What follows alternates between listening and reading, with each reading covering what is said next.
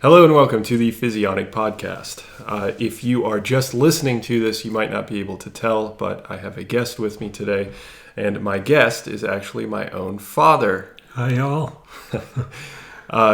So to start off, what we're going to be talking about is this is going to be more of a breakdown. We're essentially going to kind of work through it together. We've been doing this for a while in terms of just talking to one another. Just about this particular topic and a few other topics that are related to nutrition, physiology, but certainly integrated immensely in physics. And that's actually why I'm going to be talking to my dad about it, because he has his PhD in physics. Actually, so do you want to talk a little bit about your education? Like, talk about what you got your undergrad in, your master's, and your PhD. I started out in mechanical engineering, actually, and worked my way into physics. And so I have master's and bachelor's degrees in mechanical engineering and doctorate in physics. Okay, so clearly I'm certainly no expert in physics, but I've learned a tiny bit about it just because you kind of have to if you're going to learn a little bit about physiology. And this particular question is incredibly basic. A lot of people answer it and they just think calories in, calories out. Well, okay, that's one way to look at it, but I've always been far more interested in why things are the way that they are. And we've also come across this issue of how do you reconcile the difference between calories being energy and the actual mass or of actual weight. So that's what we're going to be discussing in this podcast. And with that said, we can jump straight into it. So the topic is, how do calories relate to body weight? And our first question is going to be operationally defining calories, and then I'm going to operationally define body weight. So let me ask the physicist how he would interpret calories. How do you define, just kind of generally, when you think about calories, what do you think about? It's simply a unit of energy, and that energy can relate to, it can be mechanical energy or chemical energy or potential energy. It's all these forms of energy are interconvertible, and calorie is one of the units of measurement that we use. Right. So when we talk about calories and it is a unit of energy, you seem to have a problem, or when we've talked in the past, obviously not on any sort of aired format, but you've mentioned that it's difficult to bridge that gap between energy and actual body weight or mass. How do those relate exactly? What's your issue with that? Right. Well, that struck me months ago when we started talking about this initially. Is a calorie is a energy unit of energy, and how does that relate to body weight? I mean, people buy yogurt and they look at the side of the cup and it says this is 120 calories, but so what? I mean, 120 calories doesn't weigh anything. Why are we using a unit of energy to tell us how much weight we could potentially gain from this food? It's totally unintuitive, and I've never seen anybody talk about that before. No, I haven't either. And that's actually why we're going to try and explore the topic and at least maybe not necessarily get to an answer. Maybe we will. You'll have to find out. But I'd like to just start the ball rolling, at least introduce this question to the public and think about how we can, again, bridge that gap between energy, which doesn't have actual weight, as I understand it. Right. Okay, so energy does not have weight, and yet we relate it to body weight. So body weight, we can define that simply as something like having mass, right? Just having, that can be weighed in pounds, kilograms, and it's made up of, at least for the human body, it's made up of, bones, lean tissue in general, be that muscle, bones, skin, all the way up to what most people are usually concerned with being body fat. And there's certain nuances when you're talking about body fat, that being different from the lipid that you actually consume, and the body fat that you actually have on your body. There are some subtle differences between those two, actually pretty critical differences. But everything that you put in your mouth and that sticks to your body, that's kind of a rough definition of what body weight is. But when we measure, and you mentioned this, that when we measure actual food, the things that enter our body and stick to our body, those are measured in calories. Those are measured in energy. So how do we bridge that gap? All right. So I'm gonna try and describe what exactly happens when you consume food from point A all the way till the end. Okay? And I'm going to do this in a relatively simple manner. Of course, if you have a degree in this or you're educated on the topic, understand that I'm not going to be talking for 10 hours about... Make yourselves comfortable, folks. Right. I'm not going to be talking for hours and hours on this. But we take a basic principle, let's say yogurt. So we mentioned that earlier. Yogurt is, let's say... Got a prop there. 120 calories. Yeah, we have a prop here, if you can see that on the podcast. This says 130 calories. We can use that. It's got 1.5 grams of fat, and it has, carbohydrates, 26 grams of carbohydrates and 5 grams of protein. So when you consume that yogurt, you are going to chew it potentially, or probably for most other foods you would chew it, and then it's going to go into your esophagus. And from your esophagus, then it enters your stomach. And in your stomach, then you've got these acids that get used up to break that yogurt up into even more, into smaller parts. And then that acid/food, which is at this point called chyme, enters your intestinal tract. And then that's where your food is actually absorbed. So once it enters your intestinal tract, your small intestine specifically, that acid has been breaking apart those different parts of the food. So a complete food now becomes smaller and smaller parts until eventually it's such small parts, such small molecules, that it can enter the cells. It can move from inside your intestines to through your intestines into your bloodstream. And once it's in your bloodstream, then it circulates to various tissues. Different cells that make up those tissues then accept that food, accept that molecule that made up that original food. So that's how the process works. So we're talking about a physical structure then. I mean, even though we're talking on a microscopic level, you're talking about a molecule that makes up a complete food, and yet we're measuring it through calories. So do you have any idea how that might be the case? How we might be able to use energy? I mean, we use energy to track activity, for example, right? If you're chewing food, when your stomach has to produce acid, any sort of activity that it has to do to break down that food, that's going to use energy. It's going to use calories. Of course, your body uses energy, and I had this epiphany, I don't know, a month or two ago, and I think we talked about it. And the epiphany was that our body is just a machine for taking in and converting and storing energy. So the reason we can interpret that energy number on the cup of yogurt, give us an index for its fattening potential, is because your body takes the mass of that yogurt and it stores it in your body. Right.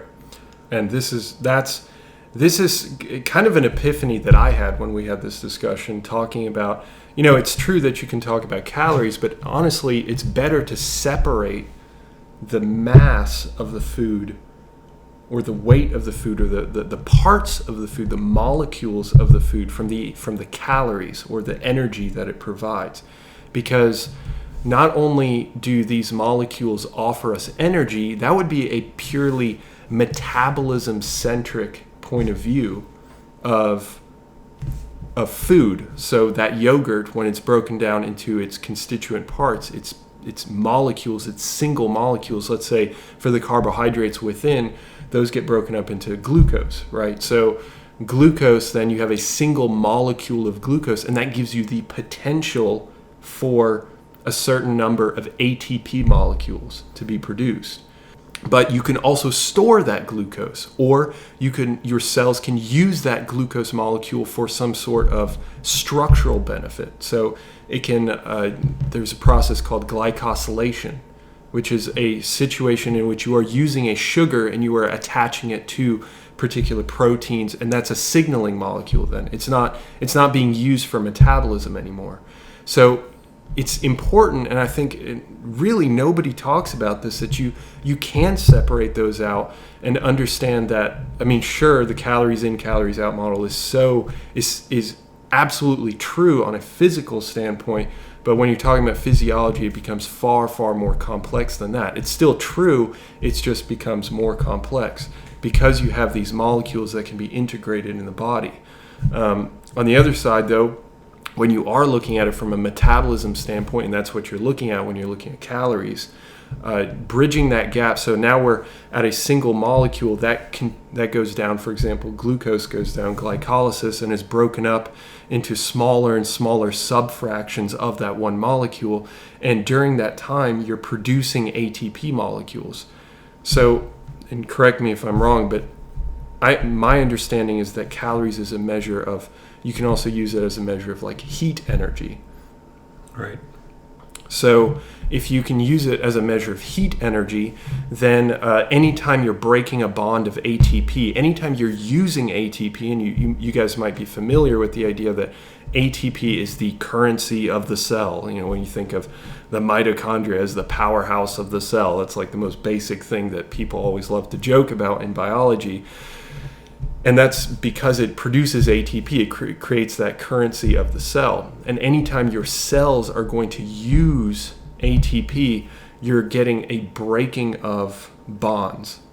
And when you're getting that breaking of bonds, anytime you're using ATP, you are moving a phosphate from the ATP molecule, and that ATP molecule comes from the glucose molecule, and the glucose molecule comes from the yogurt. Like it just keeps breaking down into these smaller and smaller units. It's just that we've kind of stopped it and said, okay, ATP is our currency of the cell.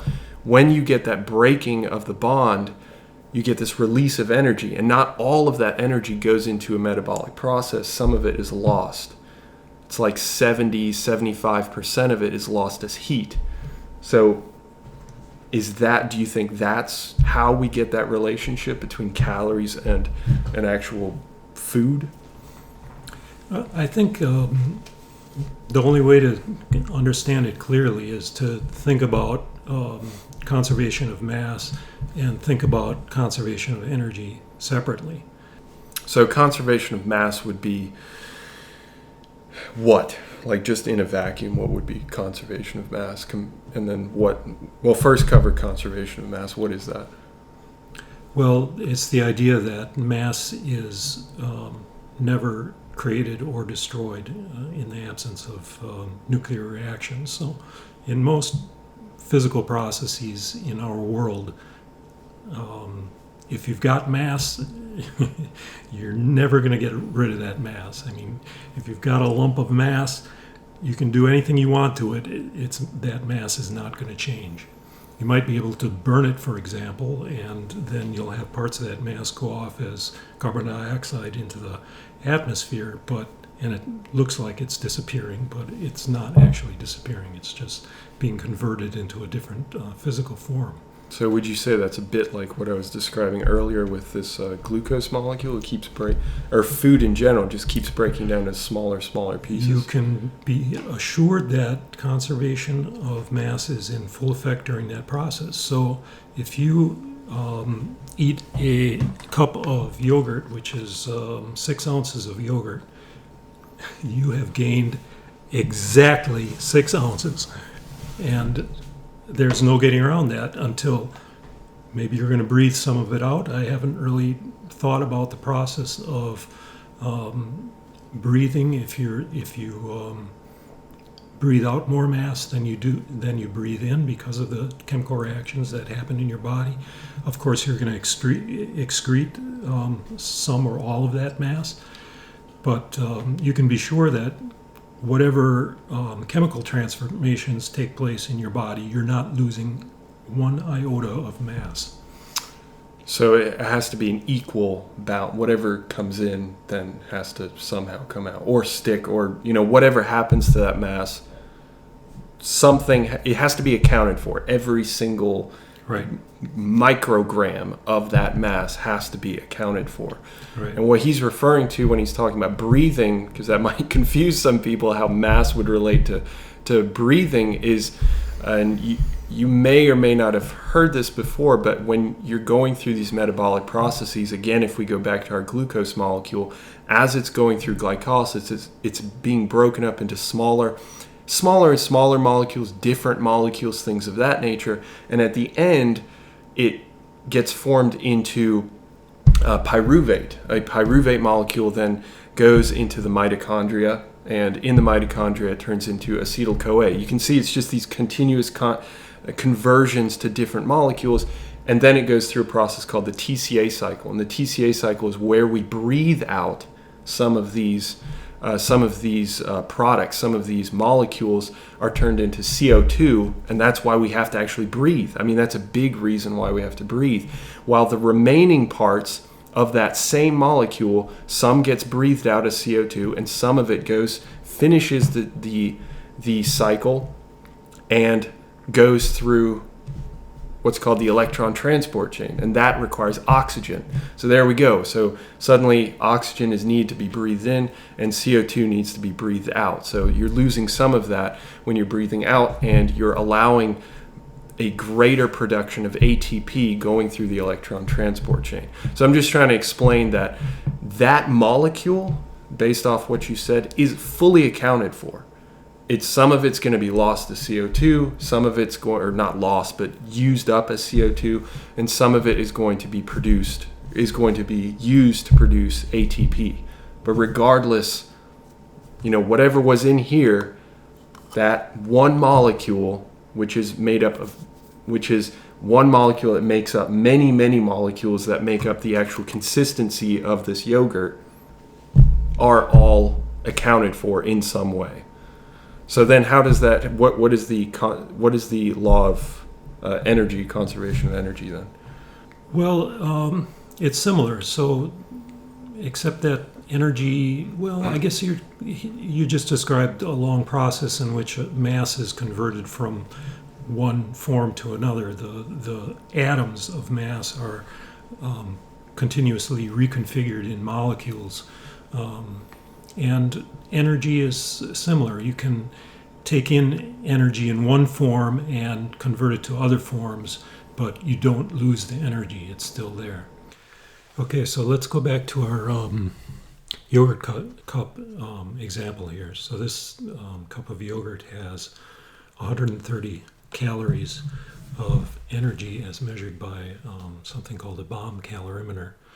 And what does that mean? It actually means that the bonds between the atoms that make up that yogurt and the molecules that those atoms are a part of, those bonds have altogether 130 calories of potential chemical energy. So what happens to that energy once you consume it? It can have one of four fates, I guess. One is it can be excreted. A second is that it can be lost by the body in the form of heat. And the two others are that it can be stored in the body, either in short-term storage or longer-term storage. And actually the energy that's lost in the form of heat, that is a product of, metabolic processes that are going on inside the body. So it's not actually directly lost. It's lost after it has done something useful, presumably in the body. So maybe you want to talk a little bit about that storage, because that's actually what we're getting at here, is why is a number that represents an amount of energy turning into fat on our bodies? That's the question. Yeah, so If we go back to our glucose molecule, again, that's after we've consumed the yogurt. It's, again, been broken down into its smallest form, molecule form. So he just talked about atoms. That's a whole nother microscopic level below molecule.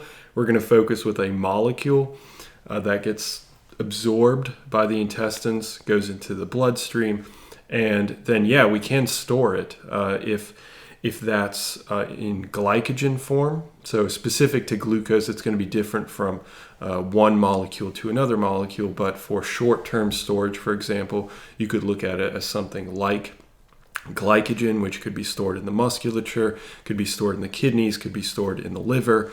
And for that, you essentially go from a bonded state, like if he's a molecule. If you're on the video podcast, you can, or if you're on the listening to this, I'm actually like holding on to my dad for a second. Like my arms are bonds between molecules. So he is a molecule, I am a molecule, and the intestine ripped us apart and then put us into the bloodstream individually.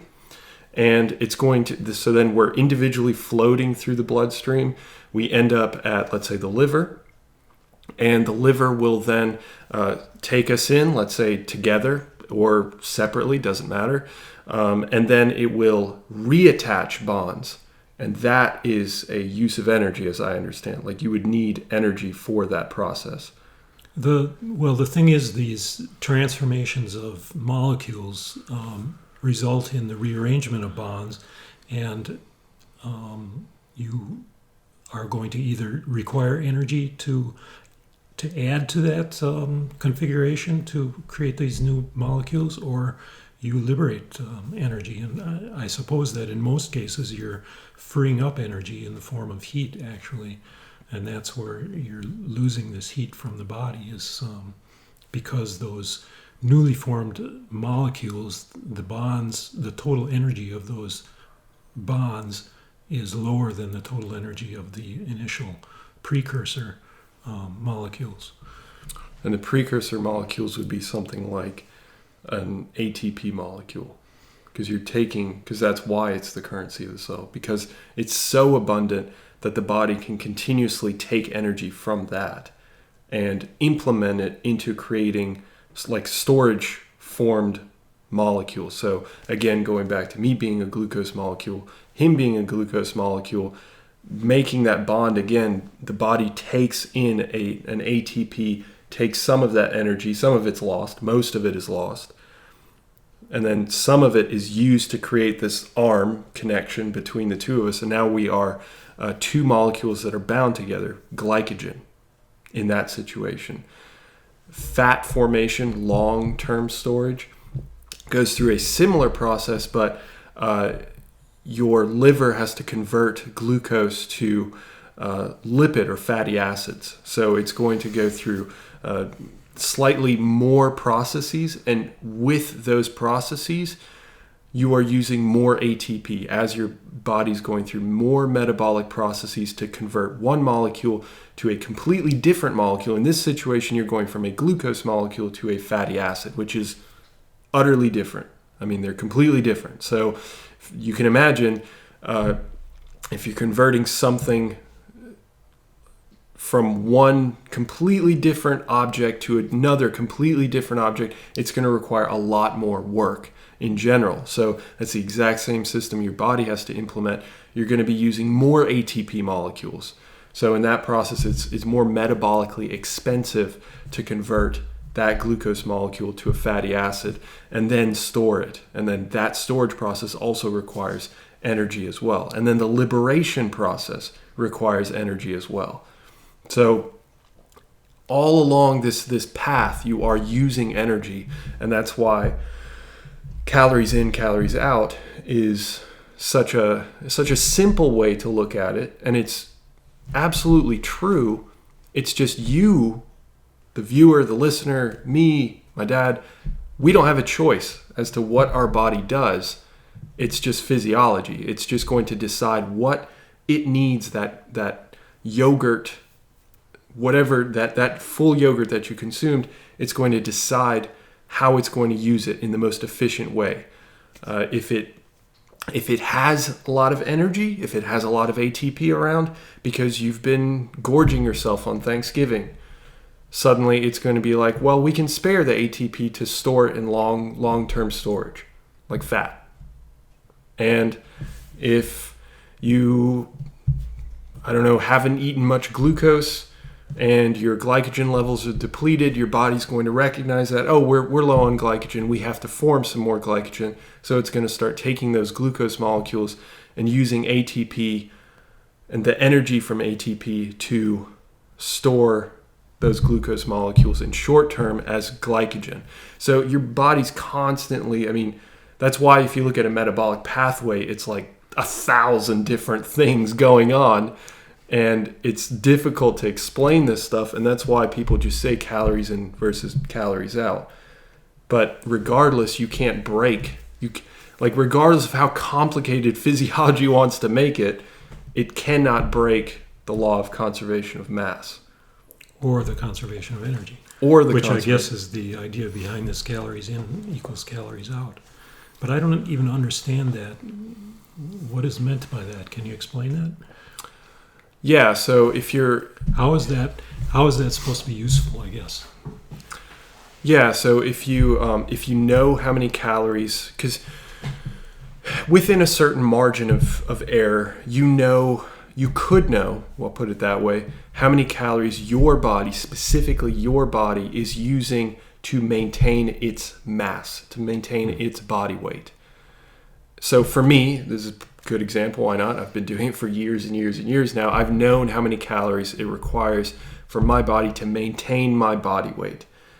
Barring, a little bit more sodium intake, stuff like that. That's not actual true body fat or body mass addition. It's just, random water fluctuations. That's different. But within a certain range of error, I consume around 3,500 calories, and I don't gain weight and I don't lose weight.